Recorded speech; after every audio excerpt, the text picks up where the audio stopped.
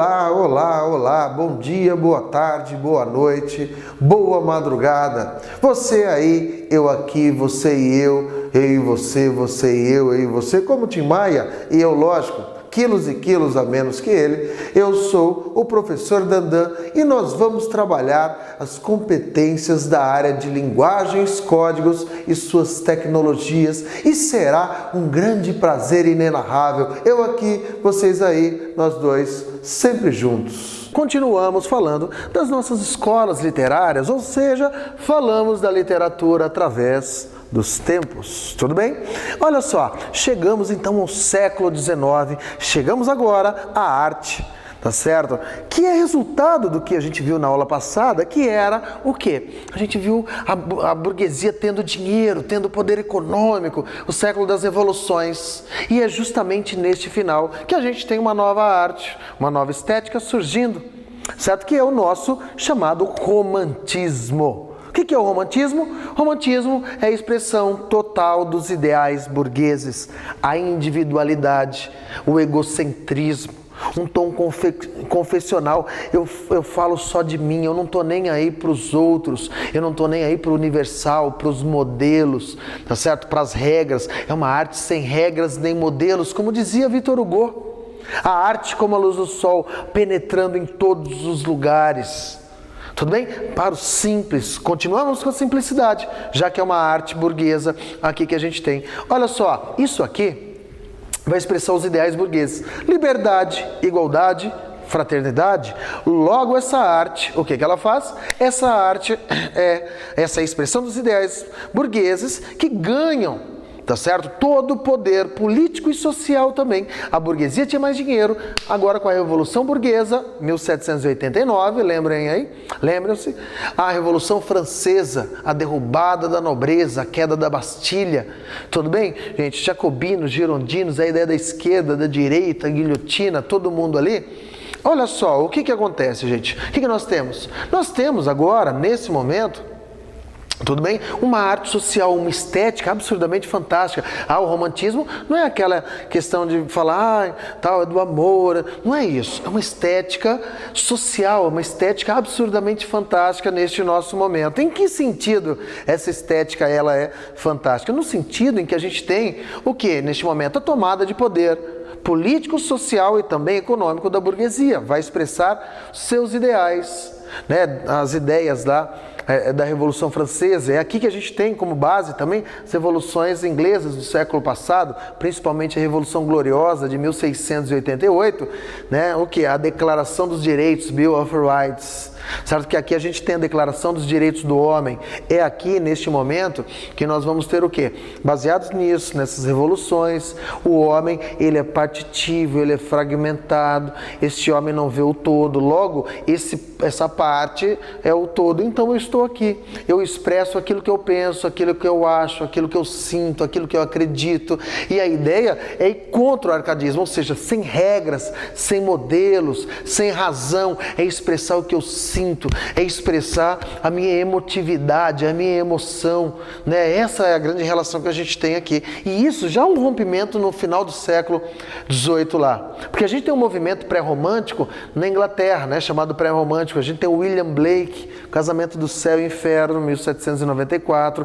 A gente tem na Alemanha aquele movimento ímpeto, tempestade e ímpeto, né? Ímpeto e tempestade, que vai totalmente contra as ideias racionais que a gente tem. Como assim ímpeto e tempestade? Gente, ímpeto é algo que vem de supetão, que vem do nada, é um grito. E tempestade é algo que vem e destronda, que arrebenta, certo? Que destrói, que desestrutura. Então eu saio daquela ideia toda, né? Dos modelos, da calmaria, do equilíbrio. Não, agora é algo visceral. Agora é algo estomacal que eu vou colocar aqui no papel. Então, nesse algo visceral, nesse algo estomacal, o que acontece? Temos essa nossa arte romântica, com esse movimento lá da década de 1870 na Alemanha, né, com Herder, com Schiller e com Goethe. Ou, como os alemães dizem, Goethe, certo? Goethe, o que acontece ali? 1774, o que nós vamos ter? Os sofrimentos do jovem Werther. Esse livro, um jovem, vai tudo na contramão do que a gente tinha, né? A razão, o equilíbrio, o distanciamento. Um jovem escrevendo cartas, um adolescente sofrendo todas as tempestades da juventude, certo? Aquele turbilhão de sentimentos, de sofrimentos. E esse jovem, um amor não correspondido, se suicida ao final, tá certo? Deste livro, dessas suas cartas. Fato que incentivou, certo, dezenas de jovens na Europa a se suicidarem depois de lerem este livro. É um livro fantástico. Eu até brinco com os alunos, falo, dá uma lida, que é um livro ótimo. Eu falo, pô, mas não, hoje a gente não tem a ingenuidade que eles tinham lá, tá certo? No final daquele século. Então o que acontece? Isso, e depois ele com Fausto, né? A ideia dessa peça, o quê? A busca da felicidade, né? Eu quero que o tempo pare agora, o trato lá com Mefistófeles. E a gente tem agora essa busca da felicidade no amor. É preciso ser feliz no amor. A grande questão é possível? Muitas vezes não, mas mesmo assim a gente vai em busca disso. Então o romantismo é isso, é a busca de algo que eu não vou encontrar. Ah, mas se eu não vou encontrar, o que eu estou fazendo aqui? Mesmo assim eu vou em busca disso. Essa é a ideia, certo? Essa é a questão romântica que a gente tem. É essa a estética, é a arte da noite, é a arte do escuro, porque eu falo do coração, eu falo do sentimento, eu falo de algo que eu não sei.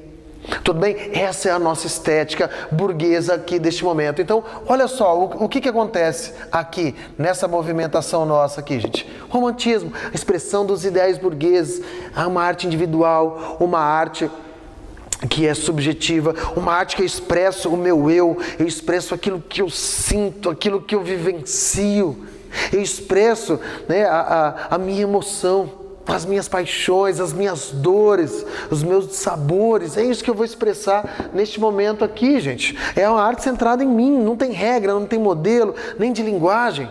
Ou seja, é individual. Se é burguês, o burguês é individualista, essa arte também vai ser. O tom é confessional, é como se eu estivesse confessando, é como se todas as obras fossem de fato o que eu sinto, o que eu vivo, o que eu penso, mas não são. Mas eu coloco isso no papel, eu sinto e sentencio isso, certo? Aqui é o que a gente vai chamar neste momento, tá certo? Nesse tom confessional, nessa espontaneidade, de arte do coração. Como assim? A ideia do amor, do sentimentalismo, a ideia do coração, a ideia da emoção. É uma grande loucura, né? Porque se a gente olhar, o amor não está no coração, né? O coração não é nada, é uma bomba. Aí você fala assim, ai, meu coração, quando eu vejo bate mais, me dá umas pontadas. Gente, se você vê a pessoa dar umas pontadas no seu coração, vá ao cardiologista se você tem algum problema, porque não é possível. Mas quando eu vejo eu fico assim, eu não sei o que fazer, aí eu fico, você é doente. Certo que o amor não causa isso, é para causar algo bom. E as meninas, eu vejo dando aula às meninas, quando vê um rapaz que elas gostam, assim, menina, ele tá aí, ele vai ver meu cabelo assim, ele não tá nem aí para você. Né, na verdade, mas a gente tem isso, né? O coração bate mais forte, o sistema nervoso periférico, lembra lá? Certo, simpático, parasimpático, que a gente fica doido, né? Aquela coisa toda, né? É o amor, gente, certo? É o sentimento, é a expressão que eu coloco para fora, é a ideia de ser feliz, é essa busca, é isso que a gente tem, a arte do coração, expressar a emoção, o meu sentimentalismo, que também vai causar dor, sofrimento, certo? Então eu tenho angústia, eu tenho aqui toda aquela ideia do spleen do Lord Byron, Alfred de Musset, a melancolia, o tédio de viver, a arte noturna, o mal do século. Morriam de amor, né? Ninguém morre de amor. Morriam de tuberculose, as condições sanitárias horríveis, ninguém tomava banho, álcool, ópio, tabaco, lugar fechado, depressivo, aquela ideia de morte, tenho medo de amar porque amar me leva à morte, e isso é algo absurdamente terrível. E aí eu, naquela angústia, naquela tensão, acabava morrendo muito cedo porque a expectativa de vida era muito baixa, porque as condições eram, certo, terríveis ali. Né? Mas é lógico, toda a condição do poeta ajudava nesse processo, né? Nessa relação toda aqui. Então eu fujo da realidade, eu escapismo, né? Eu acho que tudo vai acontecer num lugar exótico. E você também acha que vai conhecer a pessoa num lugar exótico? Nas pirâmides do Egito, nas dunas, Natal, em Bangladesh, lá em Marrocos, Marrakech, ou sei lá, Você acha que vai acontecer isso na Torre Eiffel, ao lado do Rio Sena, andando? Gente, o lugar exótico que vai acontecer é na fila do ônibus. É aí que você vai conhecer a pessoa amada. Lugar exótico é na estação do metrô, lotado e você lá apertado. É dentro do trem, é na quermesse da escola. Lugar exótico é no escadão perto da sua casa. Esses são os lugares exóticos. Não vou citar lugares, que senão alguém pode se sentir ofendido. Então o que acontece? Então esses são os lugares em que isso pode acontecer. Na fila do banco, do seguro-desemprego. Olha só, quer almoçar, filha? Aí eu quero. Peraí, se sair o meu dinheiro, nós vamos. Olha que terrível. Lugar exótico, na fila da merenda da escola. Quer um prato de sopa? Aquele prato de sopa tudo encebado, riscado, aquela colher. Nossa. Olha aí, gente. Então, acaba acontecendo isso. Né? Então a gente tem essa fuga da realidade, esse sentimentalismo todo, esse sofrimento. Eu tenho medo de amar, porque amar me leva à morte. Então morre-se de amor. Eu tenho aquelas coisas... Ai, e aí morre. Olha só, então a gente tem essa grande questão neste momento aqui, tudo bem? É o morrer, é o sofrimento, essa coisa toda, mas é sentimento, então eu tenho expectativas, e aí eu sonho por amor, eu sonho de amor, certo? É a arte dos sonhos, é a arte em que eu imagino, e você imagina que as coisas vão acontecer num lugar fantástico, e não acontece. Você imagina que tudo vai ser fora de série, que vai ser algo absurdo, e acontece de um jeito normal. Acontece da forma simples, mas você tem isso, é a arte dos sonhos. Que arte é essa, gente? Essa é a arte lua de cristal. Tudo que eu quiser, só basta acreditar. Sonhos sempre vêm para quem sonhar. Tudo que eu... Gente, o Deus, o cara lá de cima não vai te dar nada. Mas essa é a grande questão que a gente tem. Né? É a arte do sonho, porque eu amo, eu sinto e imagino. Certo? Eu sonho, essa é a arte deste momento, é a arte social, é uma arte de engajamento, é a arte de tomada de poder da burguesia, é essa arte de ascensão. Então eu falo das coisas simples, das coisas normais, eu falo das pessoas simples e normais aqui neste nosso momento. Olha só, uma arte engajada das questões sociais. Gente, Os Miseráveis, Victor Hugo, certo? Então a gente tem aí uma obra fantástica. Certo? Uma obra absurdamente fantástica. E nós temos também, você fala, poxa, não dá tempo de ler esse livro, que é maravilhoso, né? A história de Jean Valjean. Mas você pega, tem um filme de 1935, tem um filme de 1982 e tem um filme agora, que saiu em 2012, né? Ou seja, um musical e tal, mas fugindo mais da relação. Que é uma obra fantástica. É aqui que eu falo do sublime e do grotesco. Certo? A ideia, o que é isso, gente? O sublime, a beleza interior e o grotesco, a repugnância física. No mundo moderno, como é que a gente põe isso? Certo? A Bela e a Fera, Corcunda de Notre Dame. Tudo bem? Essa é a relação que a gente vai ter aqui. Então, a gente tem, né, o romantismo, essas expressões fantásticas e as gerações. Esse romantismo, ele começa lá na Inglaterra e Alemanha e quando chega a França, se espalha, se pulveriza, né, pela Europa e também pelo Brasil. Como assim pelo Brasil? Olha só, nós temos em Portugal, né, isso aqui acontecendo em Portugal, as 3 gerações, a primeira, uma geração nacionalista, porque é nacionalista, é uma arte de valorização da pátria, de falar do historicismo, da história, do medievalismo, lá em Portugal, certo? Almeida Garré, tudo bem? Viagens na Minha Terra. Tudo bem? A gente tem Alexandre Herculano em Portugal com o quê? Certo? Com Eurico Presbítero, tudo bem? Além de outras obras. Antônio Feliciano de Castilho, poeta. Nós temos uma segunda fase lá em Portugal que a gente vai ter aquela ideia de morrer de amor. Camilo Castelo Branco, Amor de Perdição, 1862. Todo mundo morre de amor. Uma cópia de Romeu e Julieta. É aqui que nós vamos ter uma terceira fase em Portugal, não tão bem desenvolvida, mas que já tem lá uma passagem, né, no seu romance de costumes, uma passagem ali para o realismo.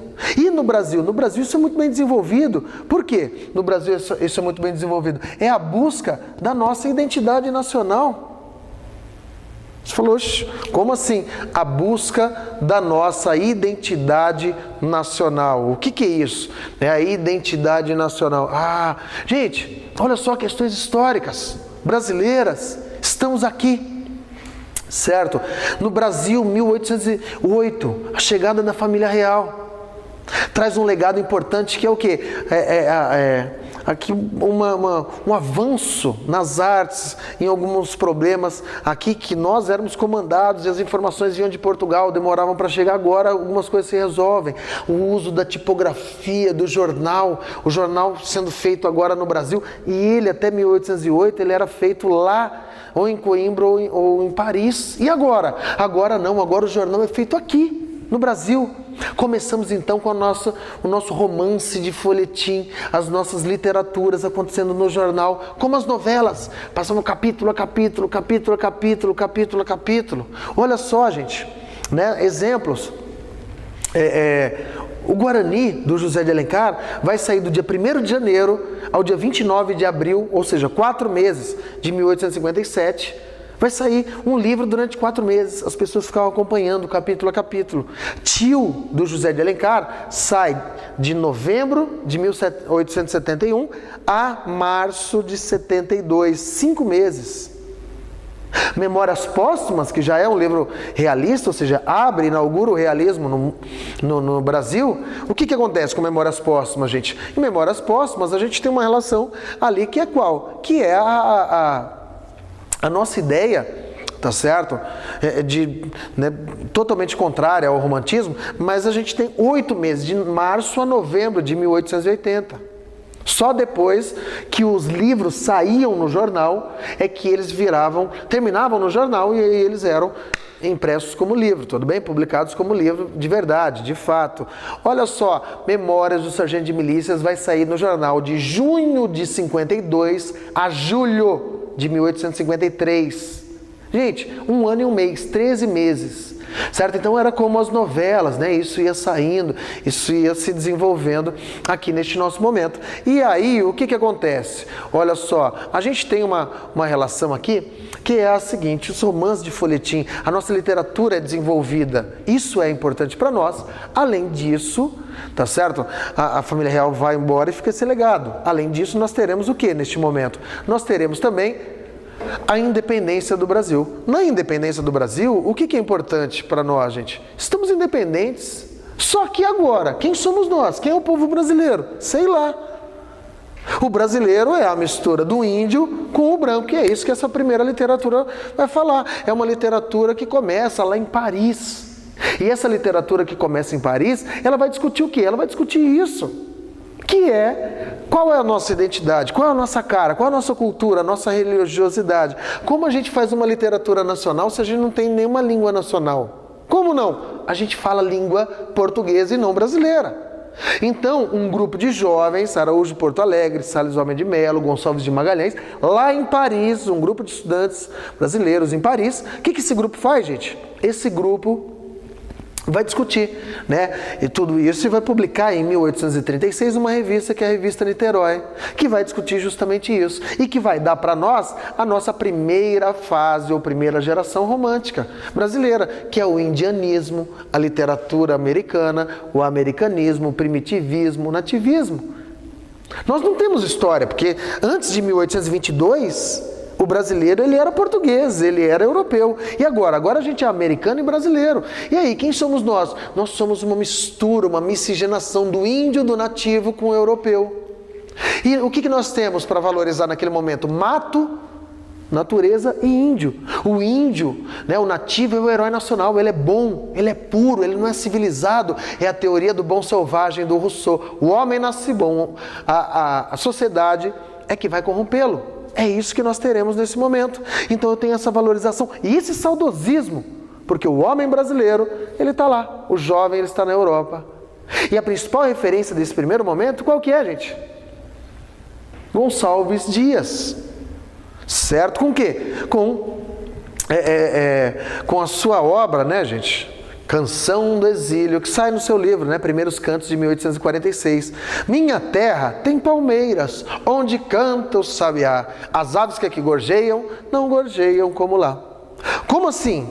Certo, gente? Quem falou que o pássaro da Alemanha canta diferente daqui? O francês canta diferente, tem sotaque? Quem falou que aqui tem mais amores, mais flores, mais estrelas? Quem falou que ele estava exilado? Ele estava estudando. Então é essa idealização, né? A nossa natureza, o índio e tudo mais.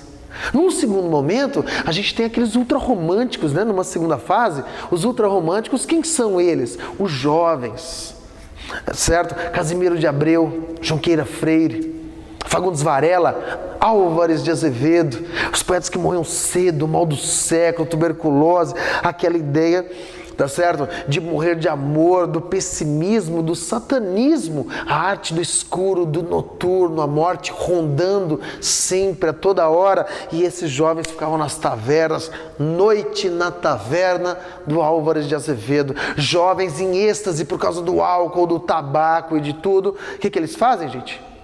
Certo? Eles ficam lá contando histórias fantásticas, satanistas, o culto à morte, né? Essa questão toda que eles têm. Tudo bem? Gente, o gosto, a literatura gótica, né? Tem gente que hoje, assim, eu sou diferente, eu me visto de preto, vou ao cemitério, tomo vinho em cima da catacumba, noite pego o ossinho para limpar o dente, sou diferente.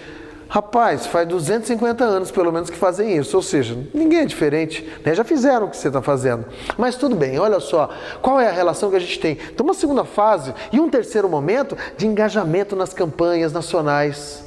Como assim? Certo?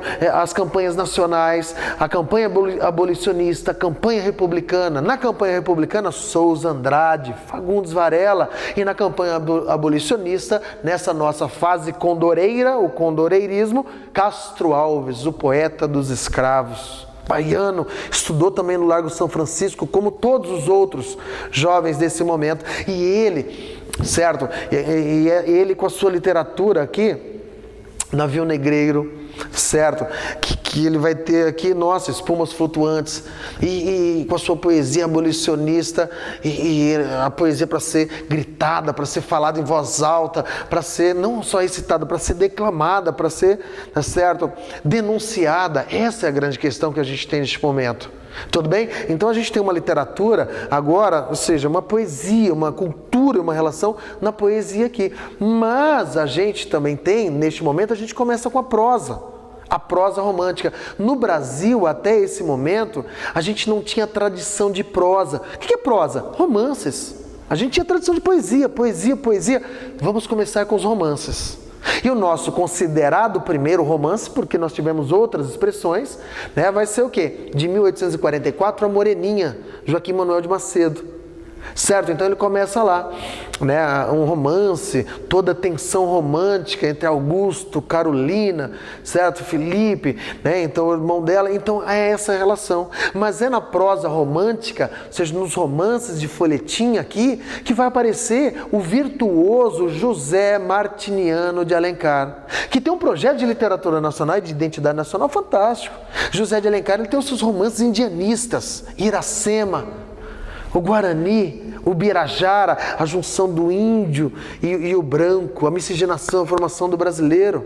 Ele fala do quê? Das regiões do país, o sertanejo, o gaúcho, certo? Tio, interior de São Paulo, a Viuvinha, 5 minutos, a Pata da Gazela, o interior do Brasil e os seus romances urbanos, Diva, Lucila, certo? Senhora, sempre uma tensão no Rio de Janeiro, a vida ali, o amor que não pode acontecer. Lucila, o seu melhor romance, um jovem pobre, certo? E uma prostituta mais cara do Rio de Janeiro, a Lúcia, e aquela tensão amorosa que não podia acontecer. Nós temos aqui também, né, nessa busca de identidade nacional, a grandiosidade do Memória do Sargento de Milícias, do Manuel Antônio de Almeida também, que vai falar quem é o brasileiro. Lá 160 anos até, quem é o brasileiro? O brasileiro é o malandro, é o anti-herói, certo? Aquele que não faz nada para se dar bem, acaba se dando bem. A ideia do jeitinho brasileiro, a crítica ao apadrinhamento. É um livro que tem características realistas, porém é um livro romântico. Tudo bem? Então o que acontece, gente? O que nós temos aqui nesse nosso momento? Nós temos uma relação aqui que é qual?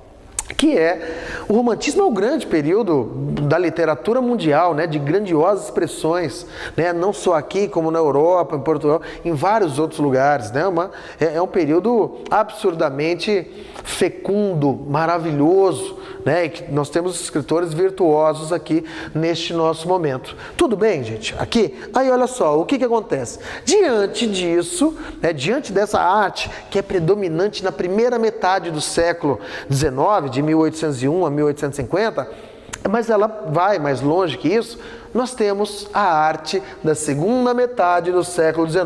Olha só, o XX, ou seja, contra.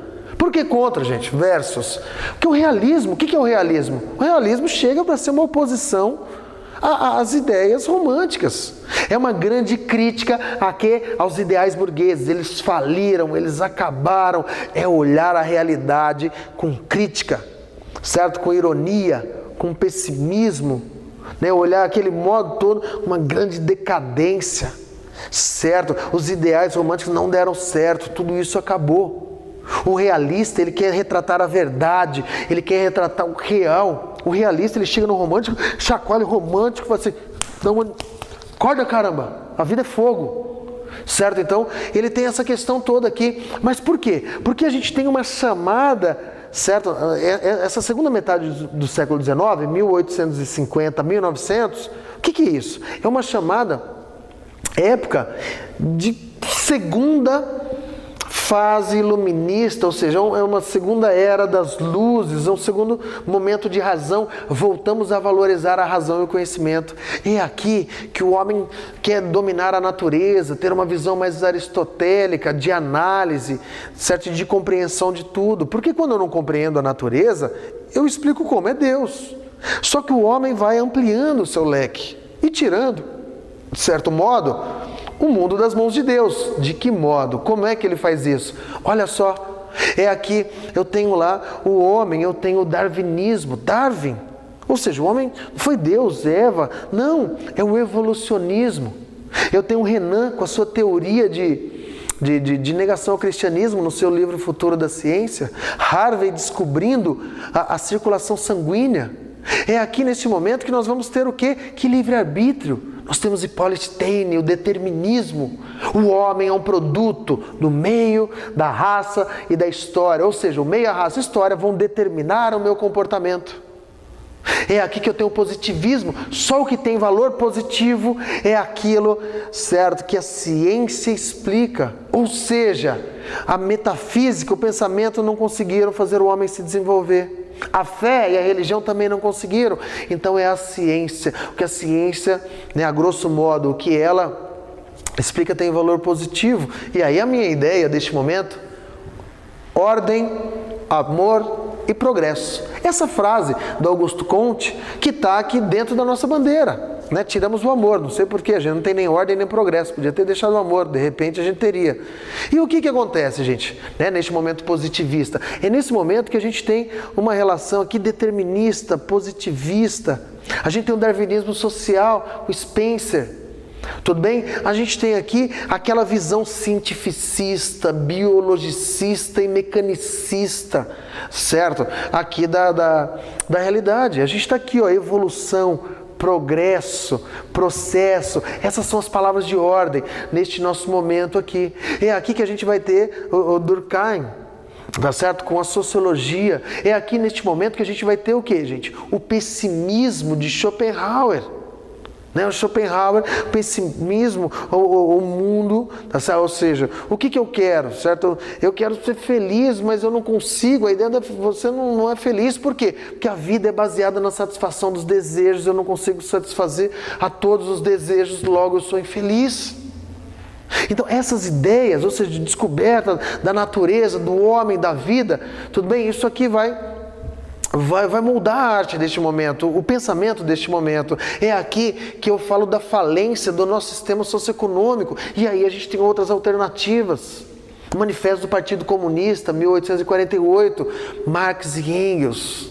É aqui que a gente visiona o quê? Proletários de todo mundo, univos de pé, ó vítimas da fome. fome de pé. Olha só, gente, o que acontece? Então a gente tem aqui o socialismo, que seria uma alternativa a este capitalismo absurdamente selvagem. Vivemos num mundo e numa sociedade que é o que, gente? Mundo e numa sociedade que são cruéis, as duas castas, a burguesia de um lado e os proletários do outro, se juntando, entidades classistas, os sindicatos. Nós temos o Proudhon lá, que vem com a sociedade privada, o roubo, o anarquismo. Nós temos todo esse burburinho e ainda, né, nós temos o Freud no final desse século, certo? Dentro dessa relação toda aí, tá certo? Com o seu psicanálise, seu psicologismo aí todo. Mas olha só, gente, certo? Aquela ideia de Marx, que o capitalismo, né, ele precisa de uma alternativa, e aí, ou seja, é a tomada de poder da classe trabalhadora, sabendo e tendo consciência de que é massa, e vai tomar o poder, ou seja, a inversão, né, disso aqui. O que acontece? Olha só, o anarquismo lá, tudo mais, e o que vai acontecer, gente? Essa arte vai influir, essa ideia vai influir na arte, né? A arte é influenciada por isso. Por quê, gente? Porque eu tenho uma oposição aos ideais burgueses. É uma falência e é uma grande crítica a esse capitalismo que está no estágio absurdamente terrível, selvagem, a chamada segunda revolução industrial, né? Ou seja, o uso da energia elétrica, o desenvolvimento das máquinas a vapor. Tudo bem? Então a minha grande crítica, a minha grande relação é com tudo isso. Crítica e ironia, é ver o lado negativo, é ver o lado real. Eu não idealizo, eu não penso a sociedade e as relações sociais de modo positivo ou imaginativo. Eu vejo isso como? De forma real, de forma verdadeira. E o homem é mau, as relações são falsas. Eu denuncio as mazelas sociais, a hipocrisia, né, que a gente acaba tendo aqui. A falsidade na relação humana. Eu consigo ver o pior naquilo que seria o melhor, no amor, na vida, certo? Em ter um filho, no casamento. Eu denuncio, na verdade, tudo isso.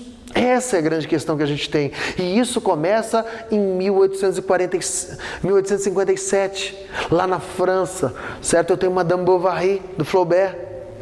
Ou seja, a mulher traindo o homem sem se sentir culpada, sem nenhum remorso. E ela fazendo aquilo, e ela não é punida.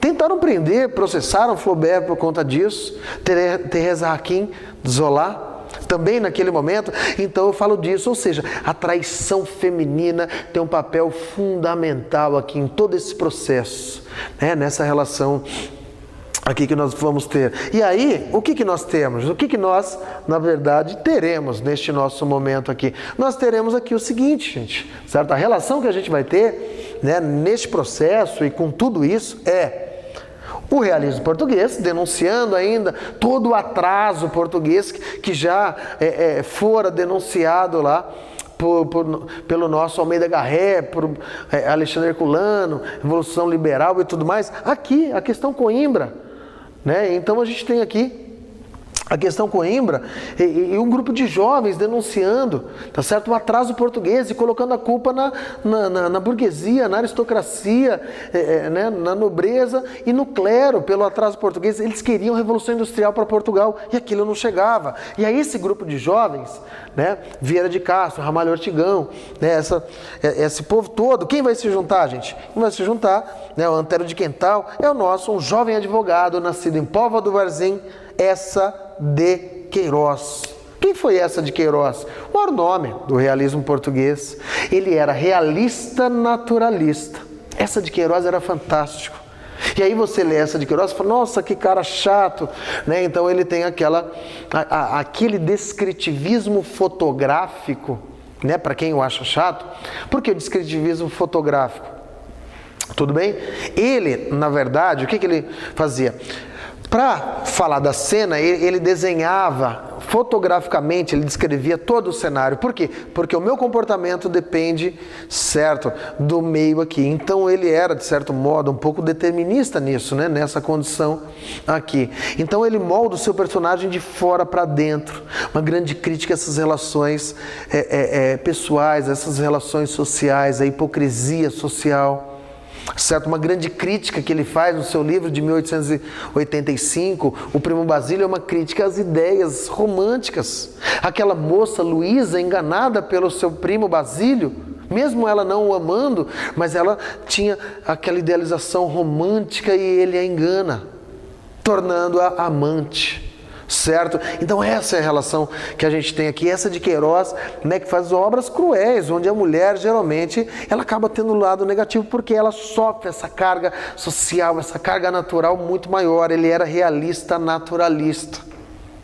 Certo? Ele vai ter os Maias, né? Maria da Maia, Carlos da Maia, então essa relação toda, né? Então essa de Queiroz, denunciando, colocando, mostrando para nós e colocando para fora o quê? Toda uma carga, todo um ideário, que é um ideário, tá certo? Um ideário aqui burguês, de hipocrisia, de vida superficial, tá certo? Em que eu tenho aquela vivência que é uma vivência absurdamente falsa. Tudo bem? Ele vai colocando tudo isso aqui de forma extremamente irônica, com uma crítica contundente. Ele é fantástico. Tudo bem, gente? Isso aqui, o nosso Essa de Queiroz, é que tem obras absurdas aí. E olha só, e o nosso realismo brasileiro, com quem? Machadão, Joaquim Maria Machado de Assis. Gente, Machado de Assis não é só o maior nome da literatura nacional, é o maior nome nacional, é a maior personalidade.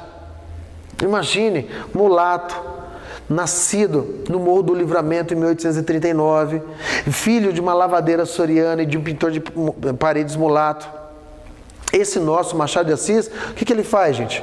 O Machado de Assis, olha só, ele vai ter uma relação aqui que é qual? Uma relação de ser autodidata, de aprendizagem. Sua mãe morre, ele tinha 3 anos, seu pai casa com outra mulher e morre, tinha 5 para 6. Ele viveu com a madrasta, com a família da madrasta, como um agregado. Sofria de epilepsia, gago, fanhoso, negro numa sociedade escravocrata e ainda mancava, né? Tem esses relatos. Imagina só, se torna o maior nome da literatura nacional, grandioso, o bruxo, o mágico, o mago e o mágico das palavras. Grande Machado de Assis. Machado de Assis, que é autodidata, aprende, né, com a ajuda de um padre, latim, italiano, português, aí vai francês, espanhol, alemão, né, inglês, o grego e o russo ao final da sua vida. Tudo bem? Esse Machado, que vai escrever uma obra que é uma obra que causa espanto, estranhamento, né, nos seus críticos ali em 1881, que vai ser o quê? Memórias Póstumas de Brás Cubas. Como assim? É um morto falando da sua vida. E olha que papel fantástico que o Machado coloca para nós e nos dá. Gente, eu estou morto, eu posso falar o que eu quiser, de quem eu quiser, como eu quiser, sem freios, sem juízos, sem julgamentos. Por quê? Porque eu estou morto. Quem é que vai falar para o morto? Você não pode escrever isso não, hein? Não existe, não dá, não pode. E olha só, e ele escreve uma obra, certo? Com um tempo psicológico, com grande ironia. Não sei se eu começo pelo começo, pelo fim. Vou escrever pelo começo, certo? Pelo fim, vou falar do fim, da minha morte, a obra é minha. Leitor, ele conversa com você para quê? Para te chamar, para que você tenha a mesma ideia que ele. Machado é fantástico. Certo? Então ele tem aqui, né? Se você gostar, caro leitor, minha obra está paga. Se não, pago com piparote. Te dou um cascudo. Gostou, gostou. Não gostou, não estou nem aí. É isso que ele vai falar para nós. É isso que ele vai dar para nós. Né? Esse Machado, que conversa com a gente, que tem essa ideia da metalinguagem, o leitor incluso, e que tem uma obra difusa, né? A maneira de um Sterne, onde um Javier de Maistre, ele é fantástico, gente. E ele estende isso para aquela obra que é o Mel do Maravilhoso. Ou seja, 60 anos ele tem quando publica em 1899 Dom Casmurro. Né? Ellen Caldwell, uma crítica literária estadunidense, disse que em 1960 que esse é o livro mais fino de toda a literatura americana de todos os tempos. Capitu traiu ou não traiu Bentinho? Esse menino que é o Bentinho, é o Dr. Bento, é o Dom Casmurro, certo? Esse menino que é levado por essa moça e que fica naquela desconfiança e o ciúme por causa de um olhar e de uma lágrima. Ele acha que foi traído. Ele é um menino que era muito menor que Capitu. Capitu era Capitu, inqualificável. Ela era mais mulher do que o homem. É isso que ele vai dizer. E no seu último capítulo, imagine só, te chamando para pensar como ele. Como te chamando? Certo. Bem, o resto é saber se a Capitu da Praia da Glória já estava dentro da Capitu de Mata Cavalos, assim como a fruta dentro da casca. Ou seja, será que ela me traiu? Será que aquela menina já traía, já era assim, dessa maneira? Ele é fantástico. E o que ele diz? Certo, gente? Ele vai dizer lá, Jesus, filho de Siraque, se soubesse dos meus primeiros infortúnios, dir-me-ia como no seu capítulo 9, versículo 1. Não tenhas ciúmes da tua mulher para que ela não se meta a enganar-te com a malícia que aprender de ti. Ou seja, você tem ciúmes, a malícia é sua e não da pessoa. Eu falo assim, mas eu creio que não. E tu, caro leitor, há de concordar comigo, pois conhece tão bem a Capitu quanto eu desde menina e sabe que uma estava dentro da outra, assim como a fruta dentro da casca. Certo, gente? Então, olha só, é uma obra absurdamente fantástica e fora de série aqui. E aí a gente termina com este nosso realismo. Foi um prazer inenarrável mais uma vez. Obrigado por estar comigo novamente. Obrigado por tudo. E desculpa que eu falo muito e nada ao mesmo tempo, mas sem dúvida foi um prazer inenarrável estar com vocês. Grande beijo, grande abraço, fiquem com os deuses. Isso é o que eu, Dandan, espero e desejo a todos vocês. Tchau, tchau.